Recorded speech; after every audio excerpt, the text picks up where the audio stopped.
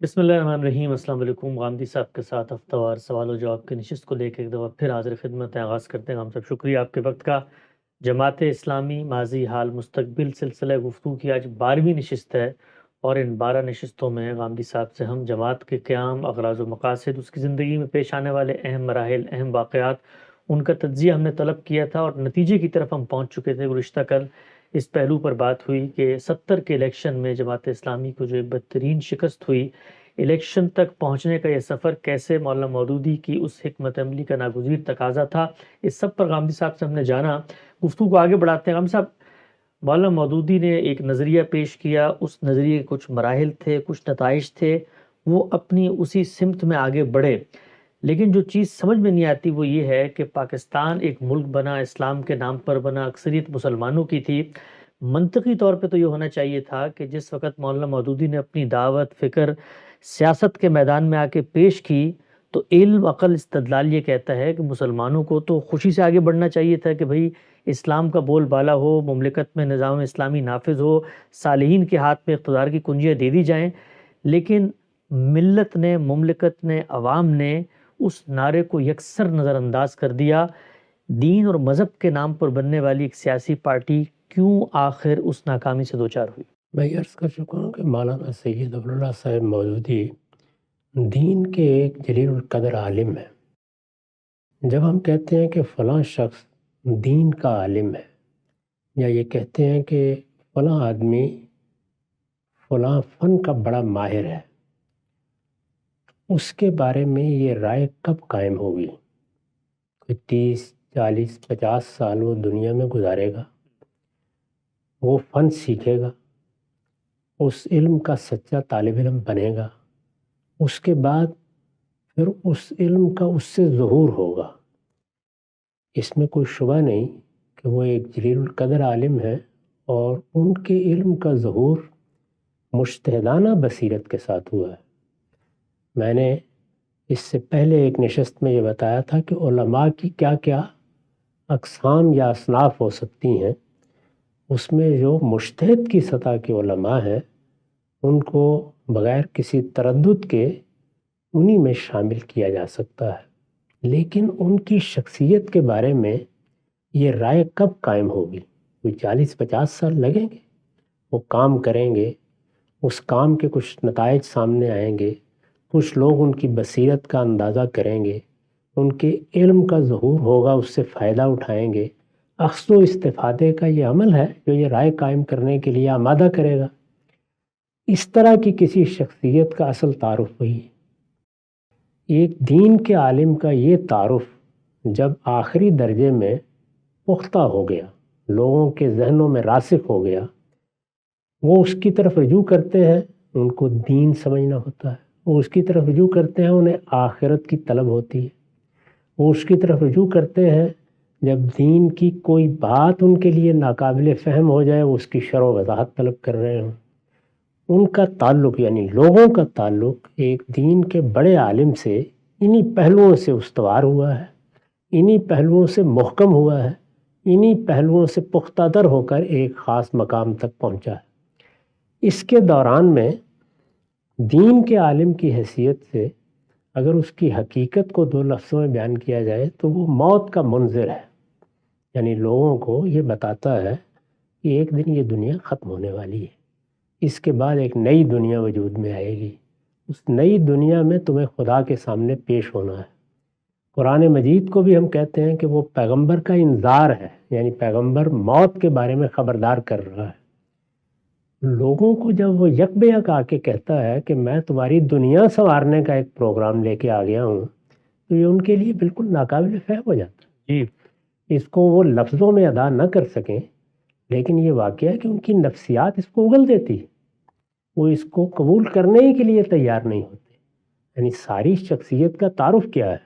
یہ بالکل ایسے ہی ہے کہ جس طریقے سے مثال کے طور پر ایک آدمی دین کا بڑا عالم ہے، دین کے بارے میں گفتگو کرتا ہے، یا وہ کسی اور فن میں مہارت رکھتا ہے، وہ اچانک ایک دن مجھ سے کہے کہ مجھ سے علاج کرا لو، میں پیچھے مڑ کے دیکھوں گا کہ میرا تو اس کے ساتھ یہ تعارف نہیں تھا، میں نے تو کبھی اس کو اس طریقے سے دیکھا ہی نہیں تھا، میں تو اس کے پاس جب آتا تھا مجھے کوئی قرآن مجید کی بات سمجھ نہیں ہے، مجھے کوئی حدیث کی مشکل حل کرنی ہے، مجھے کوئی اپنی آخرت کے بارے میں نصیحت حاصل کرنی ہے، تو میں تو ہمیشہ اسی طرح آتا تھا اس کے پاس، اس مقصد کے لیے کہ یہ میری کوئی دنیا سنوارنے کا منصوبہ رکھتا ہے، یہ میرے معاملات کو دنیا میں کوئی حل کرے گا، یہ میری معیشت میں کوئی میری رہنمائی فرمائے گا، یہ میرے سیاسی معاملات میں کہیں میرا ہاتھ پکڑے گا۔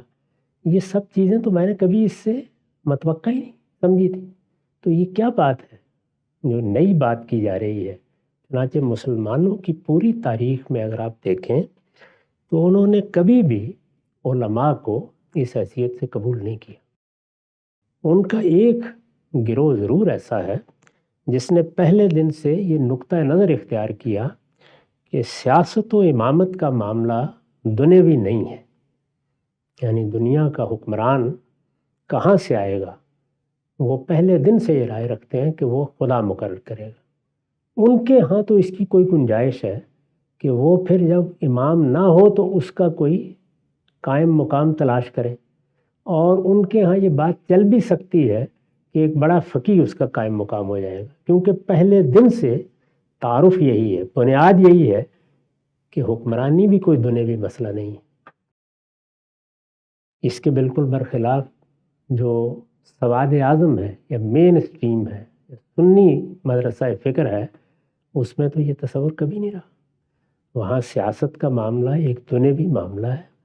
دنیوی معاملے کا مطلب یہ نہیں ہوتا کہ دین اس سے متعلق نہیں ہے۔ ظاہر ہے میں جب کاروبار کرنے کے لیے بیٹھتا ہوں تو وہاں بھی میرا دین مجھ سے یہ کہتا ہے کہ تم نے شرافت و تہذیب کے ساتھ بات کرنی ہے، گاہک سے جھوٹ نہیں بولنا، اس کو دھوکہ نہیں دینا، اخلاقی اصول بتاتا ہے۔ لیکن بجائے خود کاروبار کی ہنر مندی، اس کا تو دین سے کوئی تعلق نہیں۔ اگر آپ کو مثال کے طور پر کسی آدمی سے کاروبار کرنا ہو تو سب سے پہلے آپ یہ دیکھیں گے کہ اس کی کاروبار میں کیا حذاقت ہے، کیا چیز ہے۔ اس کے سوا آپ کو باور کرانا آسان کام نہیں ہوگا۔ تو مولانا سید ابراللہ صاحب مودودی 1903 میں پیدا ہوئے۔ انہوں نے 1941 میں جماعت اسلامی کی بنیاد رکھی۔ 47 تک تو اس طرح کی کوئی چیز تھی نہیں۔ پاکستان بننے کے بعد کہیں 50-51 میں جا کر وہ اب یہ فیصلہ کر رہے ہیں کہ وہ اس ملک کے اقتدار کو اپنے ہاتھ میں لینا چاہتے ہیں۔ سیاست کا مطلب یہی ہوتا ہے، یعنی اب یہ اقتدار ہمارے ہاتھ میں آنا چاہیے، ہم اس پوزیشن میں آ گئے ہیں کہ اقتدار سنبھال لیں۔ تو عامت الناس کے بارے میں آپ مجھے یہ بتائیں کہ وہ چشم زدن میں اپنے سارے ذہنی پس منظر کو کیسے تبدیل کر لیں۔ یہی وہ غلطی ہے جو بارہا ہمارے ہاں مذہبی ذہن کرتا ہے، یعنی وہ یہ سمجھتے نہیں ہیں کہ انسانی نفسیات کیسے کام کرتی ہے۔ انسانی نفسیات میں جب ایک مرتبہ ایک شخصیت کا ایک تاثر قائم ہو جاتا ہے تو آپ اس تاثر کو ختم نہیں کر سکتے آسانی کے ساتھ۔ اس کو ختم کرنے کے لیے پھر 50 سال چاہیے۔ اچھا، پھر کیا وہ 50 سال مولانا سید ابراللہ صاحب مودودی نے بسر کیے؟ یعنی مثال کے طور پر ایک آدمی ڈاکٹر تھا، بڑا ڈاکٹر بنا، بہت سے لوگ اس کے پاس اپنی امراض کا علاج کرانے جاتے تھے۔ اس نے ایک دن اپنا کلینک بند کیا، پھر وہ گلیوں میں نکل کھڑا ہوا اور اس نے کہا کہ اب میں سیاست کروں گا۔ تو پھر کوئی 30-40 سال وہ دوبارہ دھکے کھائے گا، پھر لوگوں کی خدمت کرے گا۔ تو ایک جو تصویر بنی ہے، پہلے وہ تصویر ریزہ ریزہ ہوگی، پھر ایک نئی تصویر بنے گی۔ تو جس وقت ایک عالم کی تصویر بنتی ہے 40-50 سال میں جا کے بنتی ہے، ایک بڑے عالم کی تصویر، اس کو مجھے بتائیے کہ چشم زدن میں لوگ اپنے ذہنوں سے محو کیسے کرتے ہیں؟ پہلی چیز جو ہے، پہلی ضروری چیز جو سیاست میں کامیابی کے لیے ہے وہ یہ ہے کہ جیسے ہی کوئی شخص سامنے آئے تو لوگوں کے لیے وہ فی الواقع اس میدان میں کامیابی کی ضمانت دینے والا محسوس ہو، اس میدان کا شاہ سوار لگتا ہو۔ ایسا ہوتا ہے بارہا کہ لوگ ایک پس منظر سے اٹھتے ہیں اور پھر ایک دوسری چیز اختیار کرتے ہیں، لیکن وہ دوسری چیز 2 دن میں پھر حاصل نہیں ہوتی، یعنی اس میں ایک نیا جنم لینا پڑتا ہے، ایک نئی شخصیت پیدا کرنی پڑتی ہے۔ مولانا سید ابراللہ مودودی نے نہ صرف یہ کہ جو ان کا تعارف تھا، جو ان کی حیثیت تھی، آج بھی اگر عام آدمی ان کی طرف رجوع کرے گا تو تفہیم القرآن پڑھنے کے لیے رجوع کرے گا، رسائل و مسائل سے حد اٹھائے گا۔ وہ یہ دیکھے گا کہ دیکھیے انہوں نے کس خوبی کے ساتھ فلاں حدیث کو واضح کر دیا، فلاں آیت کی صحیح تفسیر کر دی، فلاں مسئلے کو حل کر دیا۔ مجھے یہ بتائیے آپ بھی آج رجوع کرتے ہیں تو کس مقصد کے لیے رجوع کرتے ہیں؟ ان کی تصنیفات اٹھاتے ہیں یا ان کو دیکھتے ہیں تو کس مقصد کے لیے دیکھتے ہیں؟ تو ساری تصویر ذہن میں وہی بنی ہوئی ہے۔ اس تصویر میں ایک سیاسی لیڈر کی تصویر کہاں سے لا کے فٹ کی جائے وہ انسانی ذہن کے لیے ممکن ہی نہیں ہے۔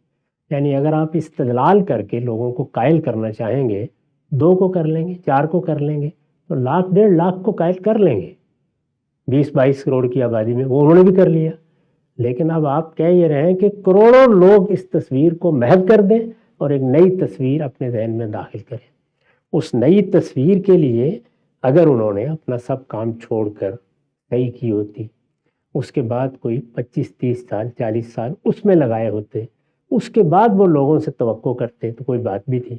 آپ دلچسپ بات دیکھیں کہ نہ وہ 51 کے انتخابات میں خود کھڑے ہوئے نہ 70 کے انتخابات۔ یہ وہ بڑی اچھی طرح جانتے ہیں کہ ان کی شخصیت اس کے لیے بنی ہی نہیں، خود بھی جانتے ہیں۔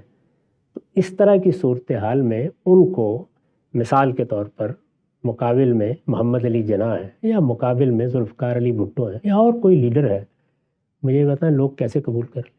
تو پہلی بڑی بنیادی چیز یہ ہے کہ جو شخص بھی ایک لیڈر کی حیثیت سے سیاسی رہنما کی حیثیت سے میدان میں اترے گا اس کی اپنی نشو و نما کو اس پر شہادت دینی چاہیے، اس کا وہ تاثر بنے گا تو لوگ اس کو قبول کریں گے۔ ہاں البتہ ایک دوسرا راستہ ہے، وہ دوسرا راستہ یہ ہے کہ طاقت کے ذریعے سے قبضہ کرنے کا ارادہ ہو۔ وہاں پر زیادہ لوگوں کی ضرورت نہیں ہوتی، وہاں اگر آپ 150 لوگوں کو یا بعض حالات میں 1000 2000 یا لاکھ لوگوں کو تیار کر لیں کہ وہ آپ کے اس نئے جنم کو قبول کر لیں اور پھر وہ لڑنے مرنے کے لیے آمادہ ہو جائیں تو پھر آپ لڑ مر کر کوئی چیز حاصل کر لیں۔ وہاں یہ ضرورت ہی نہیں ہے۔ ہمارے ہاں علماء نے لشکر بنائے ہیں، ان کی رہنمائی بھی کی ہے، تاریخ میں بھی ایسا ہوا ہے۔ ہم دیکھتے ہیں کہ سعودی عرب میں بھی ایک خاص طریقے سے اقدام ہوا اور اب ہم نے افغانستان میں بھی دیکھا ہے، تو وہاں پر بالکل دوسرا طریقہ اختیار کیا گیا ہے۔ اس دوسرے طریقے میں افغانستان کی قوم سے ووٹ لینے کی ضرورت نہیں محسوس کی گئی، یعنی لوگوں کا ذہن بدلے، لوگوں کا تاثر بدلے۔ اس میں ہو سکتا ہے کہ رہنما کہیں دور کسی جگہ پہ بیٹھا ہوا ہو اور اس کے لڑنے والے لشکر نے اس کے لیے فتح یابی کا علم لہرا دیا، تو یا تو آپ یہ طریقہ اختیار کریں گے، اور جب میں نے کہا کہ وہ طریقہ ہے کہ پہلی اپنی شناخت کو محو کرنے کے لیے کوئی 30 سال 50 سال مزید ایک نئی دنیا بنائیں گے، ان دونوں میں سے کوئی کام بھی نہیں کیا۔ ایک مختصر سوال ڈاکٹر صاحب، اچھا مسلمانوں کو آج تک جو تصویر دکھائی جاتی ہے یا ان کے ذہن میں جو آئیڈیل تصور بنتا ہے وہ تو صحابہ کرام کی جماعت کا ہے، وہاں پر وہ یہ سوچتے ہیں کہ وہ مذہبی لوگ، دینی لوگ، اور اس میں رسول اللہ کے ساتھی اور تقوی ورا للہیت میں اونچی صالحین کی جماعت میں کھڑے ہوئے، آخر انہوں نے بھی تو اقتدار سنبھالا، وہ بھی تو آئے، وہ بھی تو کوئی سیاستدان نہیں تھے، تو تصویر تو مطلب مولا مودودی کے سامنے بھی اور عوام کے سامنے بھی جو ہونی چاہیے تھی، جس پر عمل درآمد ہونا چاہیے تھا کہ جی ہماری تو ابتدا ہی صالحین اور قدسیوں کی جماعت سے ہوئی تھی، تو دوبارہ ہمیں وہی لوگ نظر آ رہے ہیں تو ان کے حوالے اختیار کر دیں۔ یعنی قدسیوں کی اس جماعت نے وہاں پر انتخابات کرائے تھے، وہ لوگوں کے پاس گئی تھی، انہوں نے کہا تھا کہ آپ اپنے تاثر کو تبدیل کر لیجئے۔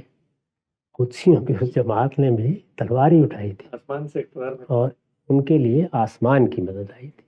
تو دیکھیے اسی طرح سے ہم اصل میں بعض غلط قسم کے قیاسات قائم کرتے ہیں اور پھر اس کے بعد جب وہ نتیجہ خیز نہیں ہوتے تو مایوس ہو کے بیٹھ جاتے ہیں۔ دنیا کے اندر کچھ قطعی قوانین ہیں جو کام کر رہے ہیں، یعنی جس طریقے سے نیوٹن نے طبیعیات میں حرکت کے قوانین دریافت کیے ہیں، بالکل اسی طرح سے انسانی نفسیات کے بھی قوانین ہیں۔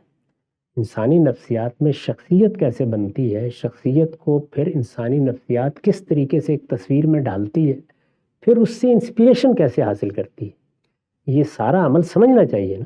تو اس سارے عمل میں جو ان کی اصل شخصیت بنی ہے وہ تو بڑی غیر معمولی ہے، اس سے تو دنیا نے بڑا استفادہ کیا ہے، اس کے معاملے میں تو کوئی ناقدری کی بھی بات نہیں ہے۔ عالمی سطح پر مسلمانوں نے ان کی قدر افزائی بھی کی ہے جتنی حد تک ممکن ہو سکتی تھی۔ یہ سب چیزیں اپنی جگہ ہیں۔ اگر مثال کے طور پر وہ کسی جگہ جائیں تو ان کے بدترین دشمن بھی ان کی عزت کرنے پہ مجبور ہو جائیں گے بطور ایک عالم کے، بطور ایک بہت اچھے انشا پرداز کے۔ یہ ساری ان کی خصوصیات ہیں، لیکن یہ کہ وہ اقتدار لے کے مسلمانوں کے ان مسائل کو حل کریں گے اس کی کوئی تصویر بنتی ہی نہیں ہے سرے سے. یہ تصویر تو آپ کو دوبارہ بنانی پڑے گی، یعنی نئے سرے سے بنانی پڑے گی. اس کے علاوہ کوئی راستہ نہیں. اور یا پھر وہی ہے کہ پرانے طریقے پر اپنا کوئی لشکر بنائیں اور حملہ آور ہو جائیں. اب ظاہر ہے کہ جدید ریاستیں بن چکی ہیں، ان میں اس طرح حملہ آور ہونا، اس طرح کے لشکر بنانا آسان نہیں ہے. یہ تو تاریخی عوامل میں موقع مل گیا کہ خود ریاست نے بہت سے لوگوں کو ہتھیار بھی دیے، ان کو منظم بھی کیا، ان کو اس قابل بھی کیا، ان کے لیے مواقع بھی فراہم کیے تاکہ وہ نتیجہ نکال دیں جس نتیجوں کو اب نتیجے کے طور پر ہم بھگت رہے ہیں. تاہم اس پہ ہوا کیا ہے؟ یہ تو نہیں کہ عوام نے، یعنی میں تو دیکھیے پہلے دن سے کہہ رہا ہوں کہ افغانستان کے لوگوں کو آپ موقع دیں کہ وہ آپ کا انتخاب کریں، کرا کے دیکھ لیں، انتخاب معلوم ہو جائے گا، وہاں بھی نتیجہ معلوم ہو جائے گا. یعنی یہ ممکن ہی نہیں ہے کہ لوگوں کو آزادانہ انتخابات کا موقع ملے اور وہ کسی عالم کا اس طرح انتخاب کرے.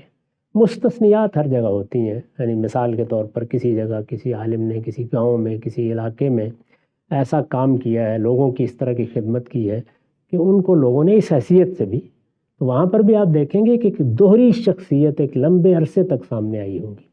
ورنہ کہ ہاں تو یہ دوسری چیز سرے سے تھی نہیں. وہ لکھنے والے، بولنے والے، اپنی بات کہنے والے، اپنا نقطہ نظر بیان کرنے والے، آپ کہیں گے انہوں نے مسلمان اور موجودہ سیاسی کشمکش لکھی، وہ ہائر لیول پر سیاست کا اظہار ہے. اس طرح کا اظہار ہمارے ڈاکٹر اسرار احمد صاحب اپنے خطبات میں کرتے رہتے تھے. ہم جیسے طالب علم بھی یہ بات کرتے ہیں. یہ علم سیاست پر گفتگو ہے، یعنی وہ کیا ہوتا ہے، کیا معاملات ہیں. لوگوں کا معاملہ جب اقتدار سے متعلق ہوتا ہے تو وہاں وہ اپنے مسائل کو حل کرنے والے ایک لیڈر کا خواب دیکھتے ہیں اور اسی پس منظر سے شخصیات کا انتخاب کرتے ہیں. تو پہلی بات جو میں عرض کر رہا ہوں وہ یہ ہے کہ یہ ناکامی تو گویا مقدر تھی، ممکن ہی نہیں تھا. یعنی سب سے پہلے تو جو شخصیت کسی دعوت کو لے کے اٹھے، اگر وہ اقتدار کی دعوت ہے تو اس شخصیت کو اس حیثیت سے قابل قبول ہونا چاہیے. یعنی اس حیثیت سے کہ وہ ایک عالم ہے، اس حیثیت سے وہ ایک مفکر ہے، یہ تو قابل قبول ہو گیا. یعنی میں آپ سے ایک واقعہ عرض کروں، آپ کے لیے دلچسپی کا باعث ہوگا کہ ان کی یہ حیثیت کتنی قابل قبول ہوئی. میں یہاں مولانا سید سلیمان ندوی کا حوالہ نہیں دوں گا، مولانا علی میاں کا بھی نہیں دوں گا. انہوں نے بھی جو کچھ ان کے بارے میں لکھا ہے اس سے واضح ہے کہ ان کی خدمات کا کس بڑے پیمانے پہ اعتراف کیا گیا. یہ آپ کو یاد ہے کہ ہمارے ہاں بھٹو صاحب کے زمانے میں ختم نبوت کی تحریک اٹھی. ختم نبوت کی تحریک کی قیادت دیوبندی علماء کر رہے تھے، اور یہ بڑی فطری بات ہے کہ کوئی مذہبی معاملہ اگر اٹھے گا تو اس کی قیادت دیوبند کے علماء ہی کریں گے. دونوں مرتبہ آپ دیکھیے، یعنی قومی اتحاد کی قیادت مفتی محمود صاحب نے کی اور تحریک ختم نبوت کی قیادت مولانا یوسف بن نوری نے کی.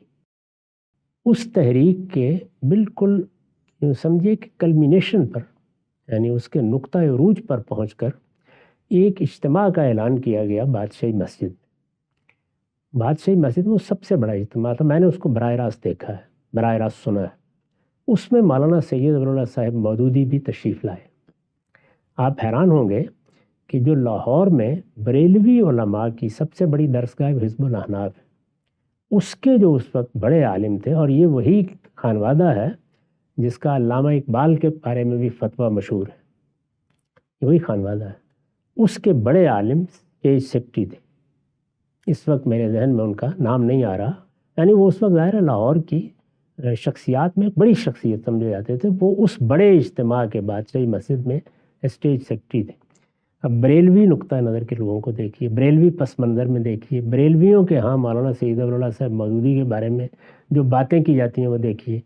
انہوں نے اعلان کیا اور یہ کہا کہ عالم اسلام کے سب سے بڑے مفکر کو میں اب دعوت دے رہا ہوں. عجیب، اچھا، اندازہ کر سکتے ہیں. یعنی ان کی یہ حیثیت مسلم تھی، لیکن اس حیثیت کے ساتھ جو دوسری حیثیت آپ عوام سے منوانا چاہتے ہیں وہ سرے سے پیدا ہی نہیں ہوئی. مسلم ہونا تو ایک بہت دور کی بات ہے، یعنی اس کی پیدائش ہی نہیں ہوئی، لوگوں نے دیکھا ہی نہیں اس کو. جب پیدائش ہی نہیں ہوئی تو پھر زیادہ سے زیادہ وہی ہو سکتا تھا جو ہوا کہ ایک بڑی تعداد میں جو لوگ ان سے محبت رکھتے تھے، ان سے دین سیکھتے تھے، ان کو جب انہوں نے کہا کہ اس حیثیت سے بھی جماعت کو قبول کرو تو انہوں نے کہا اچھی بات. تو یہ اصل میں عقیدت مندانہ فیصلہ ہے، یہ انسانی نفسیات کے اصولوں کے مطابق نہیں ہے. پہلی بات جو دوبارہ قطع کرامی خان صاحب، ایک چیز چونکہ میں اس نقطے کو سمجھنا چاہتا ہوں. اچھا، یہ بات تو سمجھ میں آتی ہے کہ مولانا جیسا ایک عالم عبقری، ایک نابغہ مفکر اسلام کا، وہ کھڑا ہو کر دعویٰ کرتا ہے ایک سوسائٹی میں، جو سوسائٹی ہے وہاں پر تو یہ نہیں ہے کہ آپ نے 40 سال گزار دی تو لوگ آپ کو سیاستدان مان لیں گے، بلکہ اس سوسائٹی میں تو کچھ خاندان ہیں، کچھ فیوڈلز ہیں، مسلم لیگ جس نے ملک کو آزاد کرایا ہے وہ خود نوابوں پر اور وہاں کے وڈیروں پر اور جو سرمایہ دار ہیں ان پر مشتمل ہے، جن کی 4 4 5 5 نسلیں جو ہیں مغلوں کے دور سے وہ اصل میں حکمرانی کر رہی ہیں، سیاست کر رہی ہیں، اور ان کے مقابل میں ایک عالم کھڑا ہو جاتا ہے۔ عام حالات میں چلیں کوئی بندہ اگر کھڑا ہو تو شاید اس کو سپیس مل جائے، کچھ مارجن مل جائے، اس کی اپیل پیدا ہو جائے، لیکن جس زمان و مکان میں مولانا کھڑے ہوئے تھے وہاں پر تو کسی عام نئے سیاستدان کو اپنا اثر و رسوخ منوانے میں بہت مشکل ہوتی۔ میں آگے یہی بات عرض کر رہا ہوں، یعنی پہلی بات تو یہ سمجھ لیں کہ یہاں جو شخصیت کا تحول ہوا ہے وہ اصل میں قابل قبول نہیں، کیونکہ وہ سرے سے ہوا ہی نہیں۔ اگر وہ ہو جاتا تب بھی یہ بحث ہو سکتی تھی کہ انہوں نے تو اپنا پرانا پس منظر چھوڑ دیا، ایک نئی دنیا اختیار کر لی۔ پھر ڈاکٹر صاحب نے کلینک بند کر دیا، پھر وہ سیاست کرنے نکل کھڑے ہوئے، انہوں نے گلیوں بازاروں کے مسائل حل کرنا شروع کیے، اپنی ایک جگہ بنا لی۔ مثال کے طور پر ڈاکٹر نذیر احمد صاحب، آپ کے علم میں ہے کہ بھٹو صاحب کے اس طوفان میں منتخب ہو گئے تھے اپنے علاقے سے۔ تو اس طرح کی مستثنیات ہوتی ہیں، لیکن یہاں سرے سے وہ چیز ہی نہیں ہوئی۔ پہلی بنیادی چیز کیا ہے؟ اس کے بعد اب دوسری چیز دیکھیے۔ دوسری چیز یہ ہے کہ مولانا سید ابوالعلا صاحب مودودی نے اس موقع پر کیا فیصلہ کیا؟ دو فیصلے ہو سکتے تھے۔ ایک فیصلہ یہ ہو سکتا تھا کہ وہ اس نتیجے پر پہنچنے کے بعد کہ اب پاکستان بن گیا ہے، پاکستان میں یہ موقع مل رہا ہے کہ یہاں اقتدار کا فیصلہ ہو۔ یہ اقتدار کا فیصلہ مسلم لیگ کے حق میں بھی ہو سکتا ہے، کسی اور کے حق میں بھی ہو سکتا ہے۔ انتخابات ہونے والے ہیں، تو ان انتخابات کے لیے ہم اپنے زیر اثر لوگوں کی ایک سیاسی جماعت بنا دیتے۔ ایک فیصلہ یہ ہو سکتا تھا۔ یہ 50-51 میں تو ایک مشکل فیصلہ ہوتا، اس لیے کہ وہ زیر اثر لوگوں میں سے ایسے لوگ کہاں سے تلاش کیے جاتے۔ شاید میں اگر ایک نگاہ ڈالوں، اور چونکہ میں بڑی حد تک واقف ہوں تمام لوگوں سے جو ان کے ساتھ تھے، تو میں یہ کہہ سکتا ہوں کہ 1-2 لوگ ایسے موجود تھے اس زمانے میں بھی جو شاید تیار ہو جاتے تو اس طرح کا کوئی اقدام کیا جا سکتا تھا، لیکن بہت موہوم امکانات تھے۔ 70 کے انتخابات کے بعد البتہ جب وہ ایک بڑے حادثے سے گزر گئے تھے، اس کا پورا موقع تھا، کیونکہ ان کی ساری زندگی کی جد و جہد جو کچھ بھی انہوں نے سیاست کے میدان میں کی، پروفیسر غفور صاحب جیسا ایک سیاسی رہنما پیدا کرنے میں کامیاب ہو گئی۔ اچھا، یعنی وہ اپنے پس منظر، تعارف اور جو کچھ انہوں نے قومی اسمبلی میں یا اپنی سیاسی زندگی میں کارنامے انجام دیے، وہ اگر آپ تاریخ پہ ایک نگاہ ڈال کے دیکھیں بالکل واضح ہو جائے گا کہ یہ حیثیت انہوں نے قوم میں بنا لی۔ یعنی اب لوگ ان کو ایک سیاسی رہنما کے طور پر دیکھنے لگ گئے، ان کے ساتھ یہ معاملہ تھا۔ تو 70 کے بعد اس کے امکانات تھے، یعنی آپ کو کم سے کم ایک شخص مل گیا ہے جو آپ کے زیر اثر ہے، جو آپ کے فکر کو درست سمجھتا ہے، جو انہی چیزوں کو اپنا آدرش مانتا ہے، اسی نصب العین کے لیے برسوں سے جدوجہد کر رہا ہے، مل گیا ہے وہ آپ کو، تو آپ بنا دیتے۔ 50-51 میں اس کا امکان بڑا موہوم ہے، تاہم 1-2 لوگوں کے بارے میں خیال ہوتا ہے کہ اگر ایسا کرتے تو کر سکتے تھے۔ تو ایک طریقہ یہ تھا، یہ طریقہ انہوں نے اختیار نہیں کیا۔ یعنی اس طریقے میں کیا ہوتا، ظاہر ہے نئی قیادت کا انتخاب کیا جاتا، ایک نیا نظم بنایا جاتا، اس کے اپنے منشور دستور وغیرہ طے کیے جاتے، پھر ایک جد و جہد کی ابتدا کی جاتی۔ یعنی مجھے معلوم ہے کہ تحریک انصاف یہ تو ہمارے سامنے بنی ہے، تو بننے کا عمل کیسے ہوتا ہے، ابتدا کیسے ہوتی ہے، پھر اس کو مختلف مراحل سے کیسے گزرنا ہوتا ہے، پھر کون سے مواقع آتے ہیں کہ جب آپ وقت کا انتخاب بن سکتے ہیں۔ میں نے وقت کا انتخاب کی جو تعبیر اختیار کی ہے وہ بڑی معنی خیز ہے اگر آپ اس کو دیکھیں گے تو یہ سارے مراحل جو ہیں وہ ہو سکتے تھے۔ انہوں نے یہ طریقہ اختیار نہیں کیا۔ انہوں نے یہ کیا کہ جو انہوں نے ایک مذہبی جماعت بنائی تھی اسی کو سیاسی جماعت میں تبدیل کرنا چاہا، یا یوں سمجھیے کہ اس کو ایک دوہرا رول دینا چاہا کہ وہ ایک مذہبی جماعت کے طور پر بھی کام کرے اور ایک سیاسی جماعت۔ ان کے اس اقدام کا ایک تو بہت خیر کا نتیجہ پیدا ہوا، وہ یہ ہے کہ مذہبی جماعت خاتمے کی طرف بڑھ گئی۔ جی، یہ تو بہت خیر کا نتیجہ۔ اس کی وجہ یہ ہے کہ آپ جانتے ہیں کہ میں مسلمانوں میں کسی مذہبی جماعت کے قیام کو بالکل غلط سمجھتا ہوں۔ مذہبی جماعت ایک ہی ہے، وہ قائم ہو چکی، وہ محمد الرسول اللہ کی نسبت سے ہے، اس کا نام مسلمانوں کی جماعت ہے، اس کو خدا نے بھی حزب اللہ کہا ہے۔ مذہب کی خدمت کے کاموں کو قرآن نے بتا دیا ہے کہ وہ کیسے ہونے چاہیے، اس میں بڑی وضاحت سے یہ بات کر دی ہے کہ دین کے اچھے علماء پیدا ہوں، دین میں بصیرت پیدا کریں، وہ لوگوں کو خبردار کریں، انذار کریں۔ ظاہر ہے کہ دین کی بصیرت پیدا کرنے کے ادارے بھی بن جائیں گے، دین کا صحیح فہم عام کرنے کے طریقے بھی بہت سے اختیار کیے جا سکتے ہیں۔ اس کے لیے مسلمانوں کی جماعت میں کوئی ایک جماعت بنانا، یہ در حقیقت امت کے اندر امت بنانا ہے، یہ ریاست میں ریاست بنانا ہے۔ اس وجہ سے اس کی تو ہر حال میں حوصلہ شکنی ہونی چاہیے۔ میرے خیال میں ان کے ساتھ ظاہر ہے کہ آپ جانتے ہیں کہ مجھے ان کی تعبیر دین سے بھی بہت سے اختلافات ہیں، اس اقدام سے بھی میں کبھی متفق نہیں ہوا، یعنی مجھے یہ اختلاف ہے جب سے، یعنی اس تعبیر کو میں نے غلط سمجھا ہے۔ جب تک اس تعبیر کو میں درست سمجھتا تھا اس وقت تک تو یہ ساری باتیں درست تھیں، لیکن جس وقت وہ تعبیر واضح ہو گئی کہ اس میں کیا غلطی ہے، تو یہ چیز بھی بالکل واضح ہو گئی کہ اس طرح کی کوئی مذہبی جماعتیں کبھی نہیں بننی چاہیے۔ میں آپ سے سچ عرض کرتا ہوں کہ وہ وقت زیادہ دور نہیں ہے جب دیوبند کے علماء تبلیغی جماعت کے بارے میں بھی یہی رائے قائم کریں گے۔ جی اچھا، اس کی وجہ بالکل واضح ہے، اور وہ یہ کہ عامت الناس کو یہ دعوت و تبلیغ کا کام نہیں سپرد کیا جا سکتا، نہ سپرد کرنا چاہیے۔ اللہ تعالیٰ نے بتا دیا ہے کہ یہ صرف دین میں تفقہ، دین میں بصیرت رکھنے والوں کا کام ہے، انہی کو کرنا چاہیے۔ عامت الناس کو آپ یہ ذمہ داری دیں گے تو اس کے نتیجے میں بڑی خرابیاں پیدا ہوں گی۔ یعنی اس وقت میرا وہ موضوع نہیں ہے، میں اس پر بات نہیں کر رہا۔ تو خیر، یہ تو ایک بڑا عمدہ نتیجہ نکلا کہ انہوں نے جب اس کو سیاست کا رخ دے دیا تو اس سے یہ بات بالکل واضح ہو گئی کہ اب بتدریج اس جماعت کو اپنے مذہبی شناخت میں تحلیل ہو جانا ہے۔ یہ تحلیل ہونے کا عمل جاری ہے۔ اب آپ دیکھ سکتے ہیں کہ اس وقت مذہبی اعتبار سے کسی ریپرزنٹیشن میں وہ کہیں نہیں کھڑے ہوئے، بالکل ٹھیک۔ یعنی ایسا نہیں ہے کہ وہ مولانا مودودی کی کوئی خاص فکر کی یا کسی خاص تعبیر کے نمائندگی کرتے ہوں، یا اس کے علمبردار ہوں، یا اس پر کوئی علمی کام کر رہے ہوں، یا اس کے بارے میں کوئی دعوت و تبلیغ کا فریضہ انجام دے رہے ہو۔ وہ چیزیں اب قصہ ماضی ہو چکی، یہی ہونا تھا، اور یہ ایک خیر کا کام ہے۔ مولانا سید ولی اللہ صاحب مودودی کے علم کو بھی اگر آگے بڑھانے کے لیے یا ان کے علمی کام پر مزید کام کرنے کے لیے بھی کچھ کرنا ہے تو وہ علمی اداروں نے کرنا ہے، علماء نے کرنا ہے، اچھے اہل علم ان کے یہاں بھی پیدا ہوئے ہیں، وہ کر لیں گے۔ اس طرح کی کسی مذہبی جماعت کی کوئی ضرورت مسلمانوں کو کہیں بھی نہیں ہے، نہ بننی چاہیے۔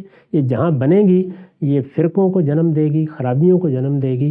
اللہ تعالیٰ نے اپنے دین کے بارے میں ہر سوال کا جواب دے دیا ہے، یعنی یہ بتا دیا ہے کہ اس میں لوگوں کی اصلاح کے لیے کیا طریقہ اختیار کرنا ہے، اور وہ سورہ توبہ کے آخر میں بیان کر دیا ہے۔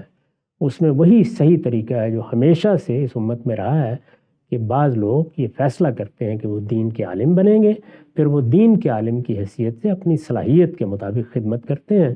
کوئی علم و تحقیق میں کر لیتا ہے، کوئی دعوت و اصلاح میں کر لیتا ہے، کوئی تعلیم و تعلم میں کر لیتا ہے۔ دین کی خدمت کے یہی تین کام ہیں، اس کے لیے نہ کسی جماعت کی ضرورت ہے، نہ کسی تنظیم کی ضرورت ہے۔ تو یہ میں عرض کر رہا ہوں کہ خیر کا کام ہوا، اس کو ایک جملہ معترضہ سمجھیے۔ انہوں نے یہ کوشش کی کہ وہ ایک سیاسی جماعت میں اس کو تبدیل کر دیں۔ سیاسی جماعت کیا ہوتی ہے؟ سیاسی جماعت اصل میں دو عناصر کا مجموعہ ہوتی ہے۔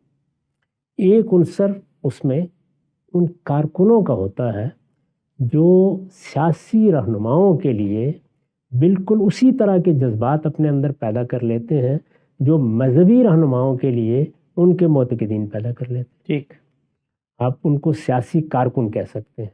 یعنی جب بھی کوئی سیاسی رہنما پیدا ہوتا ہے تو وہ فطری طور پر لوگوں کے لیے منبع الہام بنتا ہے، یعنی ان کے لیے ایک سورس آف انسپریشن بنتا ہے۔ جس طرح سے ایک بڑا عالم پیدا ہو جائے تو لوگ اس سے متاثر ہوتے ہیں کہ ہم اس سے دین سیکھیں گے، اس سے ہمیں آخرت کے بارے میں معلوم ہوگا، اس سے ہمیں مرنے کے بعد کیا ہوگا اس کی معلومات ہوں۔ میں آپ سچ عرض کروں کہ عام لوگوں کے پاس آپ جائیں تو آپ یہ حیران رہ جائیں گے کہ ذرا پڑھے لکھے لوگ کوئی چند مشکل چیزیں جو ہیں، یہ لونڈیاں کیا ہوتی ہیں، یہ غلام کیا ہوتے ہیں، وہ سوال آپ سے کر لیں گے۔ میں عام لوگوں کی بات کر رہا ہوں۔ باقی لوگ یہ پوچھ رہے ہوں گے برزخ میں کیا ہونا ہے، فرشتے سوال کیسے کریں گے۔ تو لوگوں کی جو دلچسپیاں ہوتی ہیں وہ مذہبی لحاظ سے بہت مختلف ہوتی ہیں۔ اس سے اوپر ایک تعداد ایسی ہوتی ہے کہ علمی طور پر چیزوں کو سمجھتی ہے، جاننا چاہتی ہے، اس کی بنیادوں کے اندر اترنا چاہتی ہے، ان کی تعداد بڑی کم ہوتی ہے ہمیشہ سے۔ تو جس طریقے سے یہ معاملہ ہوتا ہے، اور اس میں لوگ ایک محبت محسوس کرتے ہیں، کسی بڑے عالم سے تعلق محسوس کرتے ہیں، اور اس تعلق کے لحاظ سے وہ یہ چاہتے ہیں کہ وہ اس کی کوئی خدمت کریں، اس کی نصرت کریں۔ یہ فطری جذبہ ہے، یعنی پیغمبروں کو بھی یہ چیز اسی طرح سے حاصل ہوئی ہے، علماء کو بھی ہمیشہ حاصل ہوتی رہی ہے۔ بالکل اسی طریقے سے جو سیاسی رہنما ہوتے ہیں ان کے ساتھ بھی لوگوں کی یہ محبت پیدا ہو جائے۔ تو ایک گویا یوں سمجھیے کہ سیاسی کارکنوں کا گروہ ہوتا ہے، یہ ہر سوسائٹی میں پیدا ہو جاتا ہے۔ ٹھیک ہے، اور یہ سیاسی کارکنوں کا گروہ پیدا کب ہوگا؟ جب سیاسی رہنما ہوں گے۔ لیڈرشپ۔ تو سیاسی رہنما بھی بالکل اسی طرح پیدا ہوتے ہیں جس طرح دوسرے شعبوں کے ماہرین پیدا ہوتے ہیں۔ یعنی اللہ تعالیٰ نے صلاحیتوں کا تفاوت رکھا ہے، ان میں فرق رکھا ہے۔ وہ صلاحیتیں جب کسی شخص میں ہوتی ہیں اور وہ حوصلہ مندی کے ساتھ کسی جدوجہد کے لیے نکلتا ہے، پرانے زمانے میں وہ اپنا جتھا بنا کے لشکر بنا کے نکلتا تھا، موجودہ زمانے میں وہ اپنی سیاسی جماعت بنا کے نکلتا ہے یا کسی سیاسی جماعت کا حصہ بن کے نکلتا ہے۔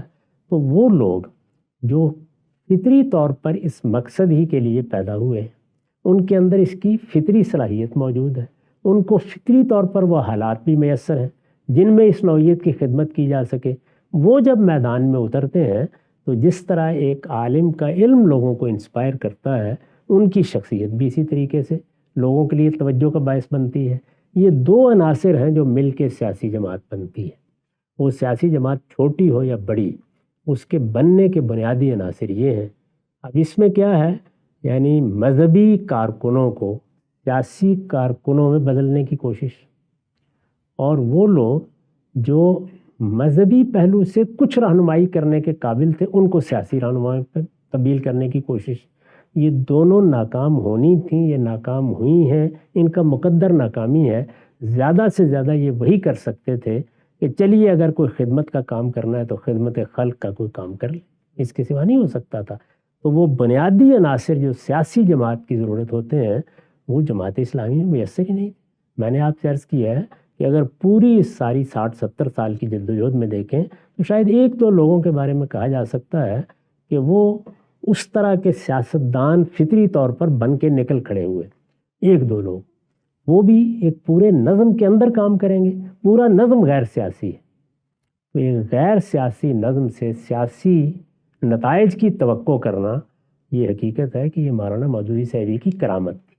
جی تو ایسی کرامتیں دنیا میں روز روز نہیں ہوتی۔ بالکل تو یہ میں نے مختصر طور پر دو پہلو بھی بیان کیے ہیں، کچھ اور چیزیں بھی اس میں ہیں، وہ آپ چاہیں گے تو بیان کریں۔ انشاءاللہ اس کو زیر بحث لے کر آتے ہیں۔ غامدی صاحب نے آج بہت ہی دلچسپ بعض پہلوؤں پر ہمیں توجہ دلائی ہے، غور فکر کی چیزیں ہیں، لیکن ایک نقطہ میرے ذہن میں آتا ہے غام صاحب، وہ یہ کہ مولانا مودودی ہی کی سیاسی فکر سے متاثر ہو کے مصر کے اندر ایک سیاسی تنظیم بنتی ہے، اور اس سیاسی تنظیم کو آخر کار ہم نے دیکھا کہ اقتدار حاصل ہوا اس زمین پر۔